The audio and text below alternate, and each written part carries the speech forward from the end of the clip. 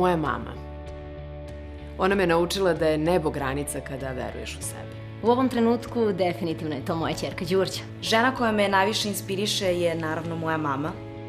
Naučila me je da nikad ne odustajem i da uvek budem svoja. To je definitivno moja baka, žena uz koju sam odrasla i čijoj snazi i jačini sam se uvek divila. Razne žene me inspiriraju, to može biti teta na kiosku, nekad gospođa koja prodaje cvijeće na ćošku u komšiluku.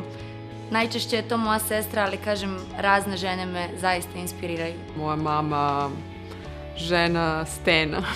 Pa ima ih više, ali evo da izdvojim moju najbolju drugaricu koja ima 3 dece, koja brine o svima njima, naravno i o mužu, ali brine i o sebi. Mislim da je to jako važno. Načinom na koji se ponaša, kako se smeje, kakav je, koliko god mala bila, koliko je puna života i negde koliko mene usmerava da budem prisutna svakog dana u ovom trenutku i prosto da osetim život na jedan potpuno drugačiji način. To što je uspela da održi našu porodicu na okupu i pored njene bolesti, što je uvek imala osmeh na licu i što nije znala za loše dane. Ja mislim da žene zlatne dobi imaju tu neku posebnu mudrost i životno iskustvo i uvijek volim pročevrljati koju s njima i čut poneku bistru. Zato što je uvek u pravu, zato što je jaka, zato što je najbolja mama. Svaki put kad imam manjak volje ili manjak motiva, ja se čujem sa mojom najboljom drugaricom i prosto nije bitno čemu pričamo, podigne mi nivo energije